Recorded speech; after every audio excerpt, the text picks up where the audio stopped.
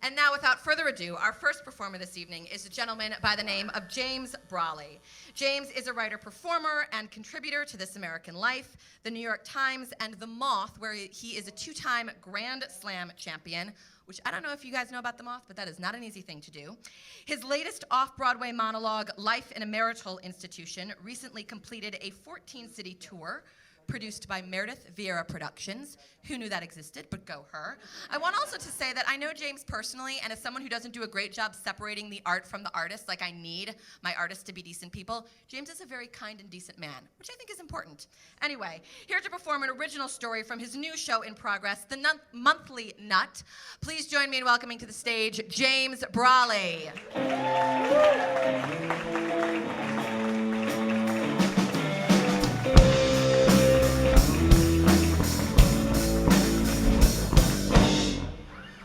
Thank you, and thank you, Sarah. Thank you, Twitter. So, and hello to you.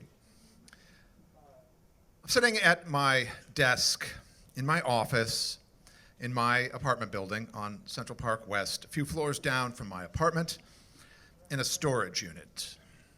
Right, there are cinder blocks on the side, pipes, kind of like here, running along the ceiling, a service elevator in the back, and in the front, a window, a little window looking out on the street. It's a luxury storage unit. Working late, as usual, on something I hate, as usual. Trying not to think about it, because if I start thinking, I will stop working, and then I'll stop earning, and then I'll lose my apartment, and then I will lose my mind, because I am my apartment. When through the window I see an ambulance, fire trucks, and police cars. The disaster trifecta. Someone's injured in a compromised location as a result of criminal activity. And soon the stairs outside my storage unit door, I'm one flight up from the street level, fill with emergency workers screaming through walkie-talkies, and I follow them up and around the corner and down the hall as they go towards the apartment where my neighbor Bob used to live before his wife slapped him with a restraining order, which had set me to wondering, where did Bob go? Where 10 or 15 emergency workers are now rushing in. I first met Bob in the interview room of my co-op. I was on the board of directors, newly elected by a plurality of my neighbors, my winning platform being, I am a people person.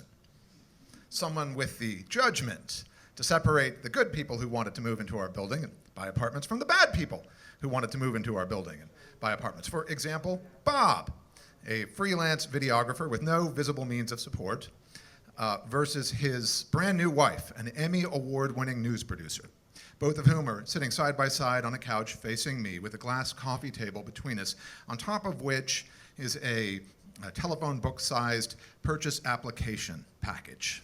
Right, reams of personal and business references, which I don't read because I had friends write those same things for me when I moved in, and a bunch of financial documents, which I don't really understand because I'm a people person. So I'm trying to look past the documents into their peopleness to see who are they. And as I look in Bob's wife's eyes, I see, I won an Emmy. Screw you. Versus what I'm seeing in Bob's eyes. I am screwed. I didn't win an Emmy. I don't even have a job. I don't deserve her, don't deserve this. I'm a fraud. So I vote to let him in. Because I don't deserve this either. I just happen to buy low, and I have an unbelievable tolerance to stay in a storage unit 18 hours a day, working at a job I hate to fund an apartment that I love. I love my lifestyle, but I hate my life. Misery loves company. Welcome to the building. And a few months later, I'm in my storage unit, working, when the phone rings. It's Bob's wife saying, I need to talk to you right now. Can you meet me on 81st and Broadway, on the traffic median, between the uptown and the downtown sides, so it'll look like we just ran into each other, in case Bob is watching us. Now, I have a very troubled marriage, and I love weird situations. And I hate working in my storage unit, so I'm over there standing on the median before she gets there. And she walks up and says, Bob kidnapped our daughter. And when I find him, I'm going to divorce him, which is why I called you, James. I know that Bob is bisexual, which I'd accepted, and since you're his special friend, I was wondering if you could tell me where he is. Special friend? Well, there's nothing wrong with it, James. I am not his special friend. I barely even know him. Right? The only social experiences we've had together are a baby CPR class in their apartment when he took the little baby dummy and said, "It's having a heart attack," and smashed it into the wall to revive it, thinking that was funny. And then another time we had drinks on our roof, my drinks, because he doesn't have any money, which is when he told me he had admitted himself into Bellevue, the psych unit, twice for inappropriate violent impulses.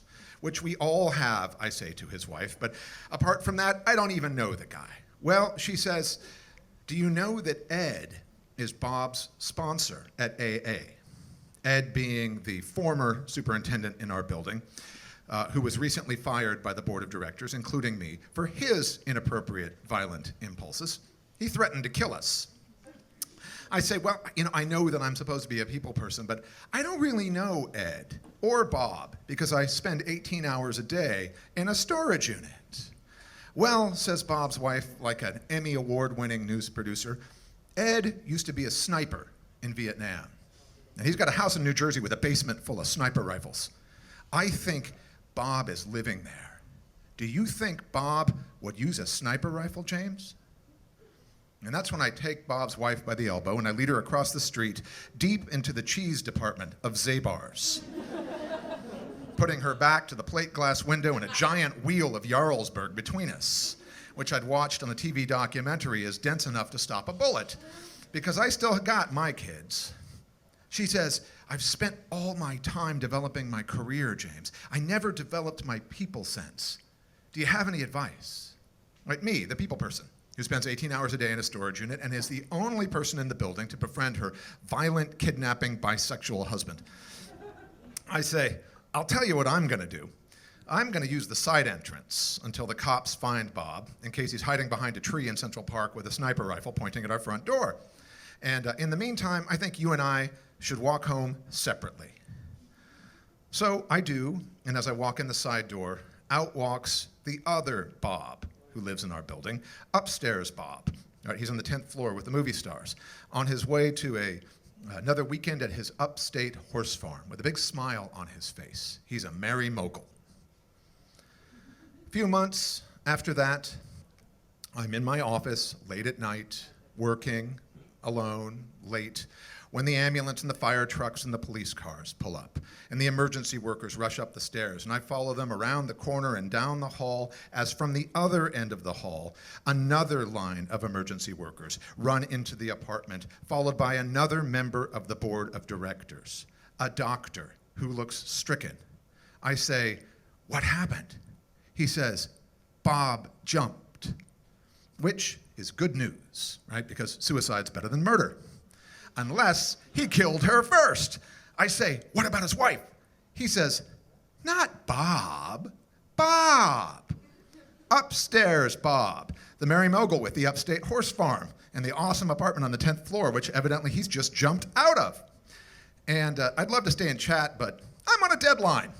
I'm writing a motivational speech for a pharmaceutical executive who's launching this new antipsychotic wonder drug.